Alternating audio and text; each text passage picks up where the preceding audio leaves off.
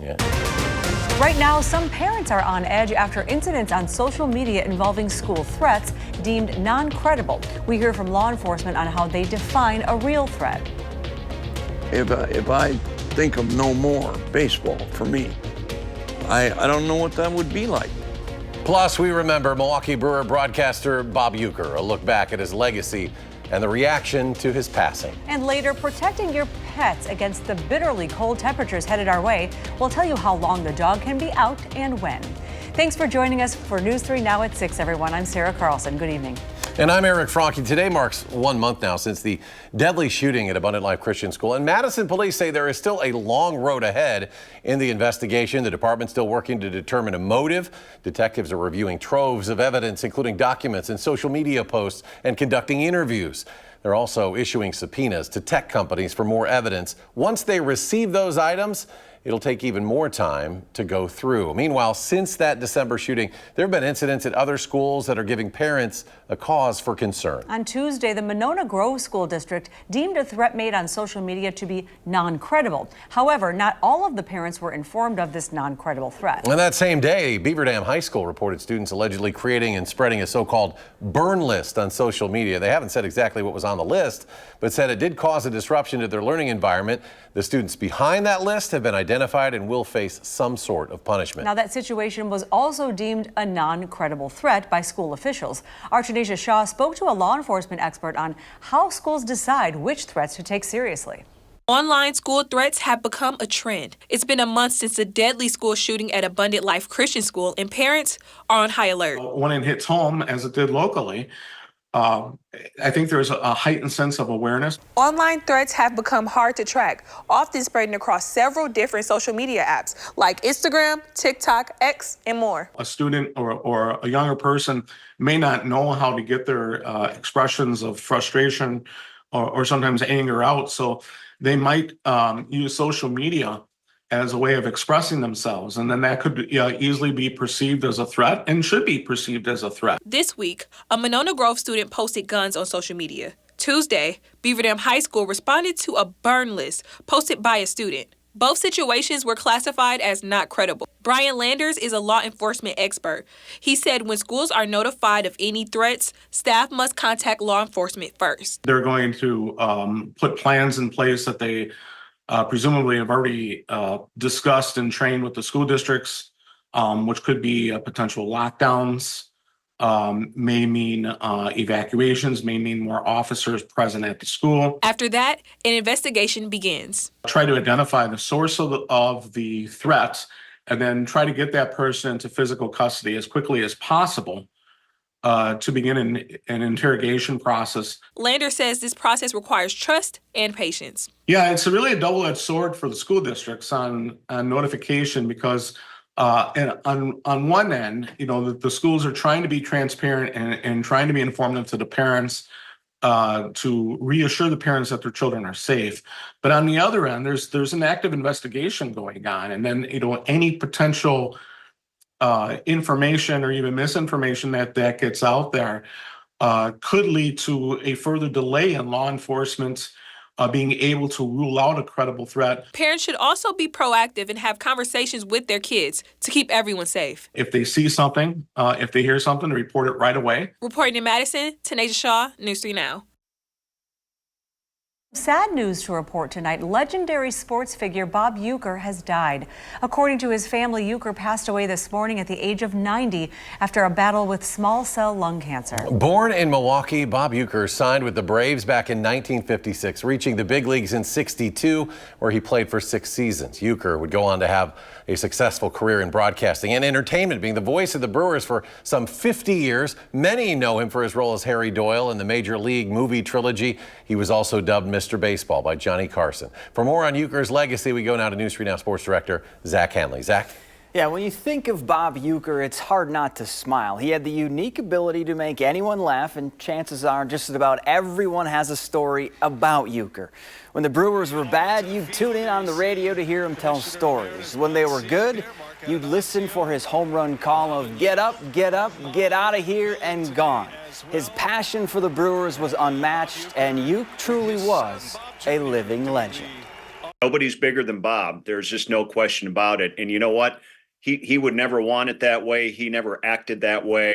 He just enjoyed life so much. You just couldn't help feeling that aura around him. And it was always positive. It was always humorous. And just to be in a spot where I became a friend ended up being the real dream come true for me. The love for Mr. Baseball goes far beyond just Wisconsin sports fans. In July, Pittsburgh Pirates pitcher Paul Skeens made a specific request to meet him when they were playing in Milwaukee. And today, Adam Sandler tweeted out a selfie with Uke saying, "What a great part of our lives. Felt like all our dads' best friend." Won't be the same without him. Zach, thank you. Meanwhile, in Milwaukee, fans were seen leaving flowers and beer at the foot of Bob Uecker's statue just outside American Family Field. Many talked about the memories of listening to his calls during the summer and his dedication to the city and the franchise. Having him stay here, despite all his, other achievements that he's done, I think just shows just the heart that he has as a true Milwaukeean.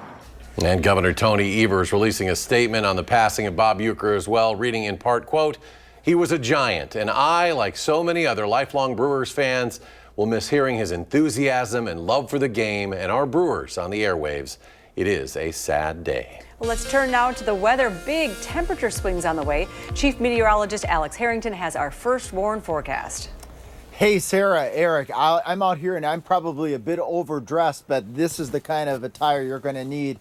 Hat, mittens, gloves, you name it, in really less than 36 hours from now. Once we get into Friday night, going into early Saturday, the falling temperatures begin after a 40-degree Friday, and then that alert day cold sticks with us Sunday, going clear through Tuesday with bitterly cold wind chills to -25 to -30. Some indications Tuesday morning we could be looking at wind chills as cold as -35 degrees. That is just incredibly cold, and it's going to be something that you're most certainly going to want to prepare for. Current temperatures out here right now, 33. We're above normal for a change in Madison, 25 in Camp Douglas, 34 in Janesville, a little bit closer here in Dane County. A lot of 32s and 33s out there. Again, mild this evening as we plan the rest of our night. In the 20s by the time you join us for our 10 o'clock newscast. That 25 is pretty close to the normal high temperature for this time of year. There's that 40 sticking out here over the course of the next 10 days. We go into that polar plunge Sunday, Monday,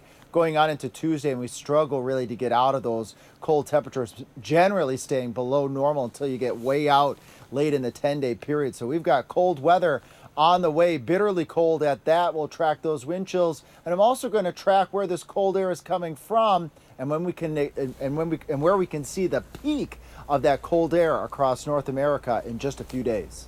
All right, thank you, Alex. The first report of a flu death of a child today from the Wisconsin Department of Health Services. This report comes as 16 children have now died from the flu nationwide. The latest data on respiratory viruses in our state shows overall activity is high, with the flu, COVID, and RSV all increasing. This flu season, only 32% of Wisconsinites received a flu vaccine. In Dane County, that percentage is 43%.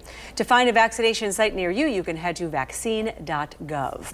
Wisconsin Senate and Assembly Democrats have laid out their legislative plan for the year, focusing on topics they say constituents are concerned about. Armand Rahman breaks down the key parts of the bill package and how Democrats hope to get it done. Wisconsin Democrats are calling the 2025 legislative bill package Lowering Costs, Improving Lives. In it, they've outlined methods they say will lower prescription drug costs, make housing more affordable, and offer healthy school meals to all students. According to draft bills circulating behind the scenes, Democrats propose covering the full cost of prescription medication for those enrolled in Badger Care and requiring pharmacy benefit managers and doctors be more transparent with patients about how much meds cost. And give my grandparents and all of their daily pill organizers. But this isn't just about seniors.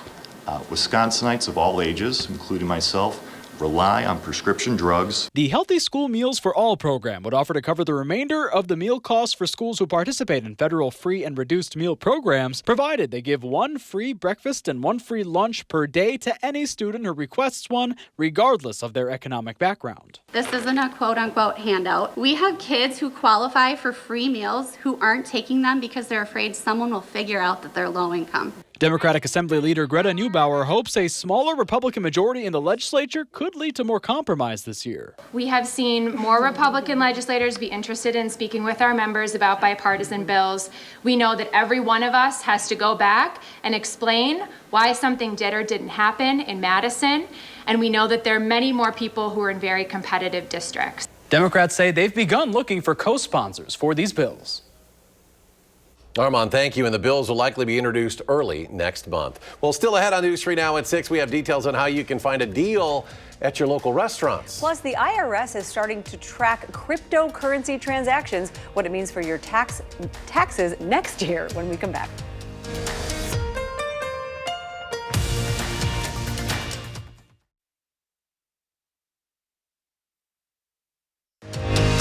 You're watching News 3 Now at 6. If you buy and sell digital assets like Bitcoin, your transactions this year will be reported to the IRS for the first time. A new form called a 1099-DA will be sent to you and the IRS from your broker early next year. Information from the 1099-DA must be included on your 2025 income tax return, which you'll file in 2026.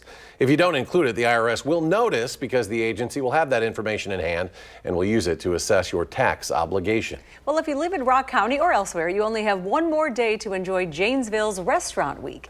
8 restaurants are offering special menus with exclusive dishes as well.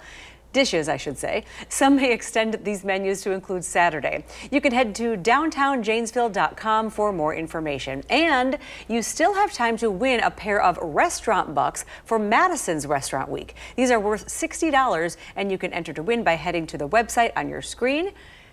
Restaurant Week in Madison starts on Sunday. And still ahead, Green Bay police are preparing for the upcoming NFL draft in April. Plus, it's not just us humans that need to bundle up for the Arctic blast headed our way. How we can protect those furry friends from the cold when we come back. And just how cold will those wind chills get next week? Alex with the answer, his complete forecast when we come back.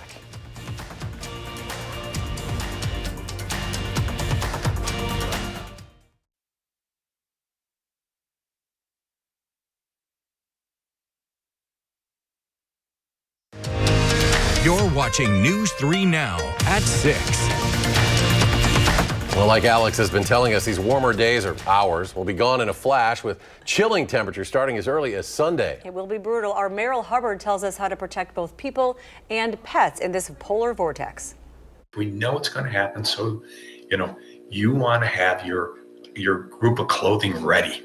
By Sunday, it will start to feel like negative 30 degrees with wind chill. Dr. Christopher Harkin from SSM Health says to get ready to bundle from head to toe. Okay, you gotta wear a hat. And one of the things you gotta wear is a hat that covers your ears. To bear down for the burrs, how you layer can make all the difference. The first layer really needs to be something that can wick away moisture. Dr. Harkin recommends people wear dry and breathable first layers and add on with clothing that can break the wind chill. If you're going to be outside, he says that 30 minutes is a solid cutoff for humans. There is nothing wrong with saying, I'm cold, I need to warm up. It won't be long before this warmer day will fade away into a polar vortex. And especially for our furry friends, they're going to need some extra protection from this winter chill. So a lot of times it's just best to leave them in their warm, cozy spot at home.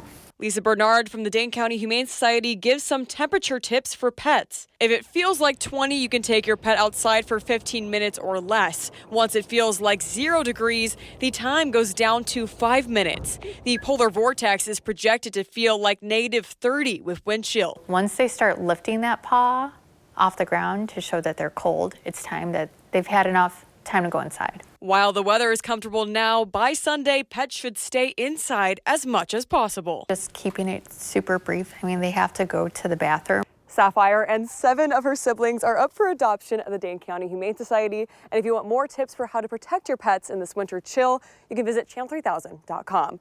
Reporting in Madison, Merrill Hubbard, News 3 Now. And we also have more information about the dangers and symptoms of hypothermia and frostbite on our website, channel3000.com. Alex enjoys those walks with Loki out there in the cold. Needs to hit every bush before he finally goes inside. Pretty much, yes, he has his very specific routine. And just to comment on that, when we get into these bitterly cold temperatures, I know when the positives start picking up, inside we go. So 40 on Friday, good day for a dog walk. Saturday, falling temperatures. Those walks will be short with Loki. And then alert day, cold Sunday going through Tuesday. There won't be any walks at all. It's inside and outside to just get business done, so to speak. Temperatures right now as in southern Wisconsin are in the 30s and will still stay in the 30s by Friday at 8 o'clock. The polar cold front's going to come sweeping through southern Wisconsin. By the time we get it to Saturday morning, single digits to right around 10 degrees. We're going to struggle on Saturday. The cold air keeps trying to reinforce. We'll do 15, 16 at most in Madison, anywhere between 10 to 15 degrees. That's all we're going to do for high temperatures on Saturday with wind chills as cold as -5. And then the real dangerous stuff comes in. Sunday through Tuesday, wind chills of -20 to -30 below zero. If not, in some cases, -35 below zero. Here Sunday morning, if you have plans, brunch, church, you need to be prepared for -20 to -25 below zero wind chills. We repeat that again Monday morning. I know this is a holiday, some sprinkling here of -30 below wind chills. And then once we get into Tuesday morning, I think this is going to be the depth, the peak of the coldest of the cold, and that's 30 to 35 below zero wind chills. Wouldn't be surprised to see some cancellations of schools on Tuesday. Where is this cold air coming from? Well, here's Madison. I want you to look up towards the north and towards the west, upper portions near the Arctic Circle, Canada, that white spot up there. That's really, really cold air. Watch what happens as we go towards Sunday going into Monday. That cold air breaks off from the northern portions of Canada and Alaska, spills right into the upper Midwest and southern Canada. In fact, this is about as cold as you really can get. It's actually going to be warmer over parts of Alaska and the northwestern part of Canada than it will be in eastern Canada and parts of the upper Midwest, including Madison. This evening, enjoy it while it lasts. Temperatures in the 20s, mild for this time of year. We're going to do 40, like I said, tomorrow. Maybe 42 in Lone Rock and 41 in Janesville. And then the rug gets pulled out from underneath us. Alert day conditions Sunday through Tuesday. And we're going to struggle after that to get those temperatures back up closer to normal. And normal for this time of year is in the upper 20s. For high temperatures. All right, Alex, thank you. Let's talk football and look ahead to spring. About 100 days now until the NFL draft, which is in Green Bay, and the city's working on security plans for the 3-day event in April. Among the measures, using explosive detecting canines and bomb technicians to sweep the site before everything gets started. They'll also be there during the event. Green Bay's police chief says they're addressing all vulnerabilities to prevent anything like the New Year's Day attack in New Orleans when a driver intentionally drove into a crowd of people celebrating the new year, killing 14 people. We are pretty firm in what our staffing model is going to look like and how we're going to staff, the entrance gates and the footprint itself. And we know what the operation is going to look like when the NFL experience area opens up and the timing of those pieces, and then flowing into the production of the draft selections itself. Now, the chief says they're also keeping an eye on how things go at the Super Bowl coming up next month in New Orleans. Zach? And coming up in sports, a trio of Badgers have been on fire on the ice. Mike Hastings' favorite part about that line? Well, that's next on News 3 Now.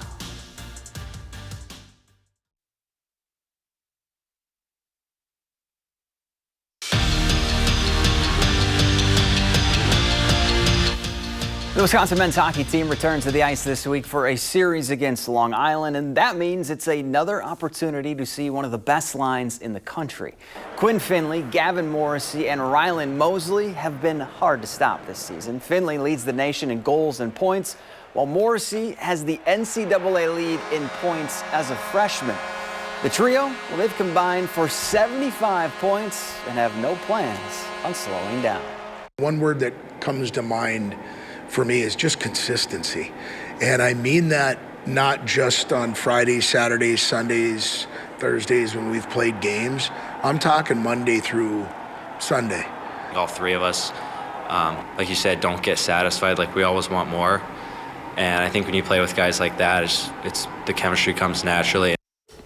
And just a reminder to check out this week's Wisconsin Huddle with Kamar and McGee on Friday. But first, Here's a sneak peek of a poor shooting performance by one of us in our Unleashed segment at Pooley's. And welcome to this week's Wisconsin Huddle Unleashed. I'm Zach Hanley alongside Kamari McGee, and we're going to play NBA hoops.